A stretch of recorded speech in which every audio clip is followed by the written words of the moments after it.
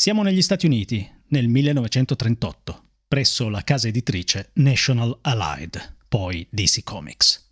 Lì sta prendendo forma il primo numero di un periodico a fumetti dal titolo schietto e roboante. In anni in cui vigeva la divisione a tenuta stagna dei generi narrativi, in un mercato del fumetto che registrava attivi esorbitanti, il titolo di una nuova testata doveva essere esplicito. Sarebbe stato Action Comics. Fu una serie di coincidenze fortuite a portare sulla scrivania di Harry Donenfeld, l'uomo a capo della casa editrice, le strisce di un personaggio che da 5 anni faceva la spola fra le agenzie di distribuzione. Gli autori erano 2 giovani amici cresciuti a Cleveland, non esattamente debuttanti. Prima di allora avevano pubblicato alcuni lavori nella testata, nata nel 1937, eponima della casa editrice, in futuro, cioè Detective Comics. Erano Jerome Siegel, scrittore, e Joe Shuster, disegnatore, 21enni. A 5 anni dall'ideazione di Superman, Siegel e Shuster avevano perso la speranza. Il circuito dei quotidiani aveva respinto il personaggio a più riprese. Superman non riusciva a forzare il cassetto nel quale lo avevano confinato. Ecco perché, quando finalmente giunse l'offerta di Donenfeld, Siegel e Shuster si affrettarono ad apporre le loro firme sul contratto. Fu l'inizio di una lunghissima vicenda giudiziaria. Con quel contratto, infatti, i 2 avevano creato le premesse di un contenzioso che li vedrà sconfitti per tutta la vita. Vendettero il primo episodio di Superman, ma nel contempo sottoscrissero la clausola che li privava dei diritti d'autore. Così persero irrimediabilmente la facoltà di reclamare una, seppur minima, percentuale degli utili che la DC avrebbe ricavato dalla gestione del loro personaggio. L'idea di Superman germogliò quindi nel 1933 a Cleveland, nell'Ohio, dalla fantasia di Siegel. Nessuno sa quanto l'inventiva di Shuster abbia contribuito al primo concepimento, ma è logico supporre che lo sviluppo dell'ispirazione primitiva abbia impegnato i 2 amici con pari dose di fervore ed entusiasmo. Le chiavi di lettura che nel tempo si sono date della nascita del primo supereroe sono innumerevoli. C'è chi, come Claude Roy, nel suo libro Clef pour l'Amérique, vede in Superman la valvola di sfogo emotiva di 2 adolescenti a lungo maltrattati dai ragazzi del vicinato. Ai fini dell'indagine sociologica, però, siamo più colpiti da un altro genere di osservazioni. Secondo Sebastiano Fusco, per esempio, la nascita del capostipite di tutti i supereroi poggia su 3 componenti specifiche della società americana.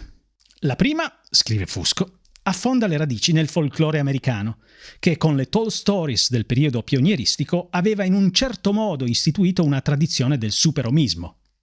La fioritura di leggende su Paul Bunyan, il boscaiolo gigantesco che usa le montagne come sedili, su Pecos Bill, il cowboy che cavalca i tornados e usa gli uragani come ventagli, e poi su Davy Crockett, e infiniti altri. La seconda componente è legata alla letteratura fantascientifica, che nel 1933 era già entrata clamorosamente nel medium fumettistico. La terza componente, più significativa, va ricercata nello spaccato sociologico della società americana di allora, avviata al matriarcato, composta in gran parte da piccoli uomini prigionieri di grandi ingranaggi, conformista e perciò soggetta al fascino dei sogni proibiti. Superman sarebbe dunque il nipotino turbolento di quella industria della narrativa di consumo che nell'America degli anni 30 era capeggiata da riviste come Weird Tales e Amazing Stories. Quelle riviste, stampate su carta di infima qualità, autentica pulp, pubblicavano autori che imbastivano intrecci semplici e robusti, senza curarsi eccessivamente della loro qualità letteraria, fatte salve importanti eccezioni. La loro era una narrativa di pura evasione, superbamente efficace, per un mercato che premiava eroi muscolosi e vergini in pericolo. E i lettori davvero non mancavano nell'America degli anni 30. 2 di loro erano Siegel e Shuster. Condividere la passione per la fantascienza e per i fumetti ne aveva rafforzato l'amicizia. Insieme avevano confezionato alcune fanzine dedicate ai loro temi favoriti, fascicoli in ciclostile diffusi nell'area locale, nella ristretta cerchia degli appassionati. Frattanto alcuni racconti di Siegel apparivano sulle riviste popolari, i pulp. La fonte ispiratrice di Superman sembra essere stato il romanzo Gladiator, scritto da Philip Wiley nel 1930. Protagonista del romanzo è un superuomo artificiale. Uno scienziato, somministrando un siero alla moglie incinta, ottiene che il figlio abbia una potenza fisica straordinaria. L'idea dell'identità segreta di Superman, che come tutti sanno si nasconde nei panni del mite giornalista Clark Kent, è ispirata invece a una quantità di eroi popolari della narrativa pulp sulla falsariga di The Shadow, nato nel 1930 come personaggio radiofonico, o di Zorro. Insomma, la figura del superuomo era già da tempo il tema conduttore di un filone della narrativa fantastica. Eppure Superman dovette fare anticamera per 5 anni, prima che l'editoria a fumetti intuisse il suo potenziale. Nel giugno del 1938 esce il primo numero di Action Comics. La copertina è squillante. Un uomo, che indossa una tuta azzurra e una cappa rossa, solleva un'automobile sopra la testa e la schianta contro un masso, mentre 3 comparse terrorizzate si danno alla fuga. Siegel e Shuster impiegano la prima tavola della storia come una sbrigativa formula di presentazione. Esponiamola in estrema sintesi. 1. Superman è il solo superstite di un pianeta distrutto da un terribile cataclisma. Neonato, fu imbarcato dal padre, scienziato, in una capsula spaziale. 2. La scialuppa atterrò sul nostro pianeta, negli Stati Uniti. Superman fu rinvenuto da un automobilista di passaggio che lo affidò a un orfanotrofio. Il personale dell'orfanotrofio fu sbalordito dalla sua incredibile forza fisica. 3. Raggiunta la maturità, Superman scoprì di poter A. saltare 200 metri e scavalcare d'un balzo un palazzo di 20 piani, B. sollevare enormi pesi, C. correre più veloce di un treno espresso, infine D. la sua pelle era vulnerabile solo alle granate. 4. Il superuomo decise di impiegare la propria forza a beneficio dell'umanità. Così Superman fu creato. Egli è il campione degli oppressi, la meraviglia fisica, che ha giurato di dedicare la propria esistenza ad aiutare i bisognosi.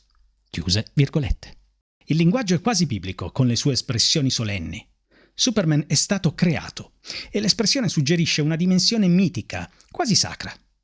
D'altronde, nella storia dell'abbandono e del ritrovamento di Superman, non è già implicito un parallelo con la storia di Mosè?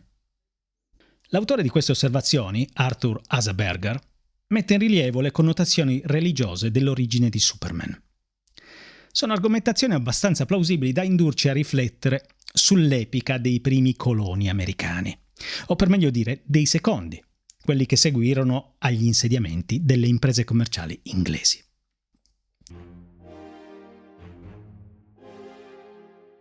Nel XVII secolo l'America era la terra promessa agli occhi dei movimenti religiosi che in Inghilterra pativano l'ostilità ecclesiastica e popolare. I separatisti anglicani, partiti dall'Inghilterra a bordo del Mayflower nel settembre del 1620, i pellegrini, sbarcarono nel dicembre dello stesso anno in quella che oggi è Plymouth. Nel 1630 fu il turno del massiccio esodo dei puritani. 1.000.000 in prima battuta. Ma entro i 10 anni successivi il numero era salito a circa 20.000. I primi pellegrini erano fuggiti da un regime persecutorio, mentre i coloni della seconda ondata immigratoria, in maggioranza agiati commercianti e proprietari terrieri di cultura superiore alla media, si trasferivano nel nuovo mondo spinti da un complesso di motivi sia economici, avevano ottenuto dalla corona la patente di sfruttamento della baia del Massachusetts, che religiosi. Questi ultimi facevano capo al progetto di fondare una comunità biblica, un'alternativa sociale alla morale corrotta dell'Europa, che i puritani ritenevano al di là di ogni possibilità di salvezza. Come i pellegrini, Superman emigra da una società vecchia e autodistruttiva. È costretto a fuggire da un mondo che sta morendo di vecchiaia. Là dove è diretto sarà più forte, migliore sotto tutti i profili.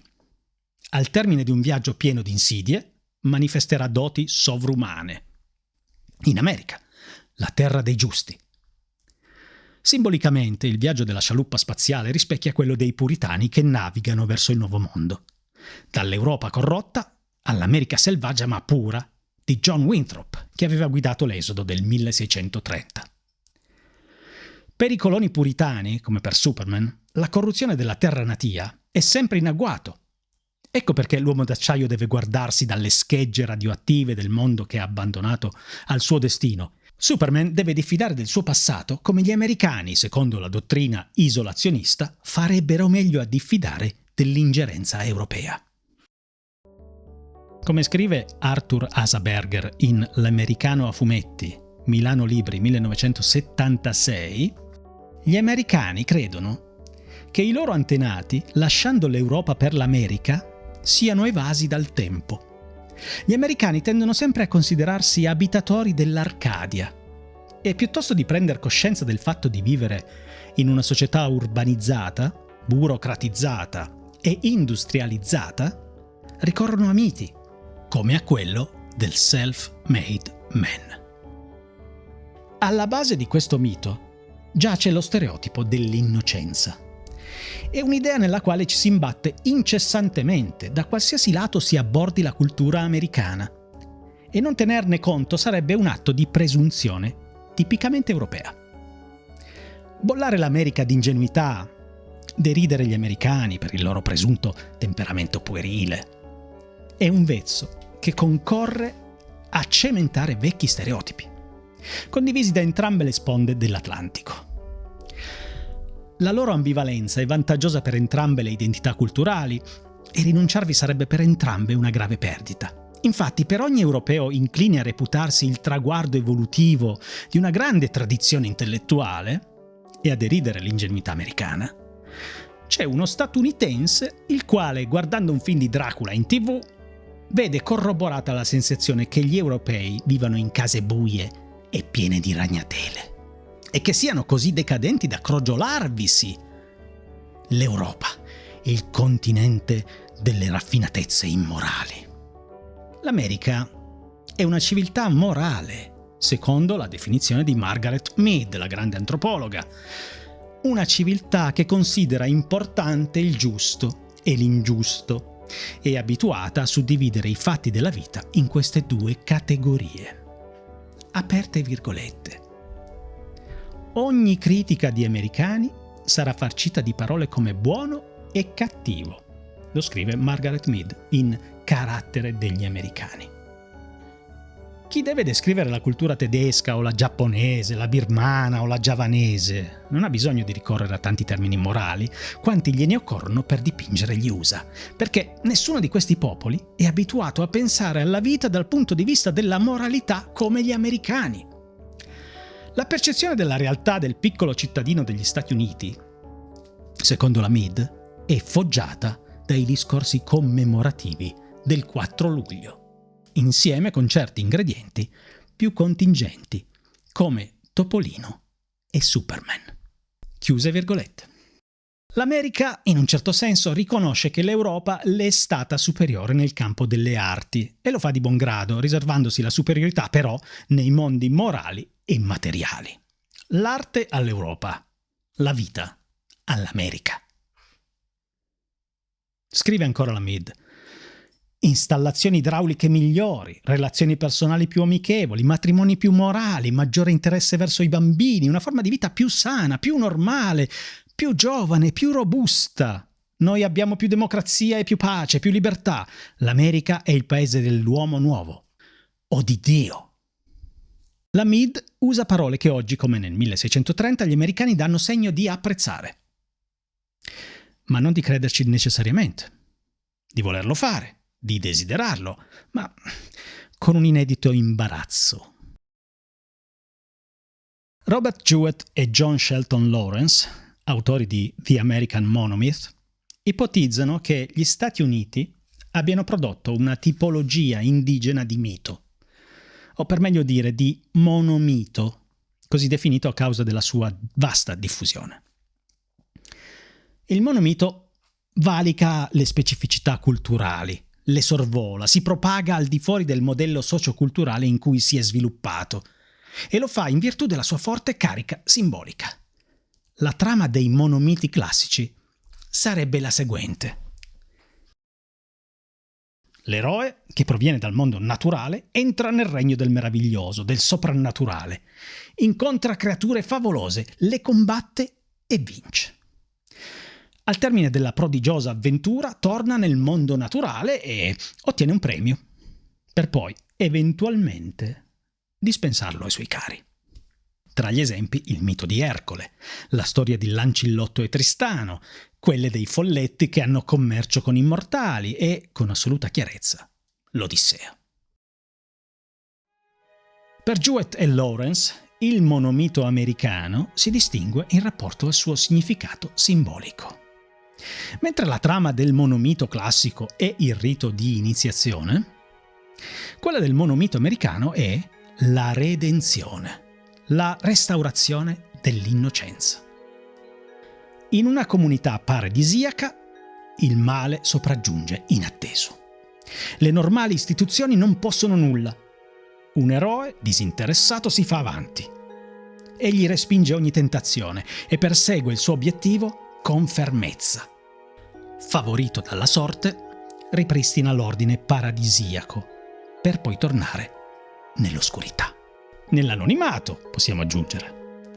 La virtù principale dell'eroe americano è l'umiltà.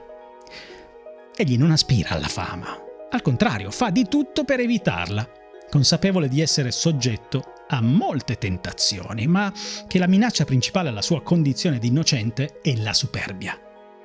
L'eroe americano è l'incarnazione dell'umiltà, beati gli umili, ma anche della vendetta, occhio per occhio, dente per dente. Nel combinare il buon samaritano con il crociato che combatte il male, il monomito americano secolarizza gli ideali giudaico-cristiani. Come non riconoscere in Superman i segni di una natura messianica, infinitamente superiore ai comuni mortali? Egli è disposto a morire per ciascuno di loro, senza discriminazioni di censo o di moralità. Comunque sia stato interpretato nel corso degli anni dagli autori che si sono passati il testimone della sua leggenda, Superman continua a essere il protagonista esemplare di un monomito universale, il simbolo non tanto di una supremazia, ma di una aspirazione, quella di recuperare l'innocenza e la grazia perdute. Che sia questo il motivo di un successo che declina, sì, negli anni, ma poi, guarda un po', si rinnova ancora e con sbalorditiva regolarità. Non le storie, né come sono raccontate, chi le scrive, le disegna, le dirige, ma ciò che questo eroe, anche un po' naif, continua sotto sotto a rappresentare.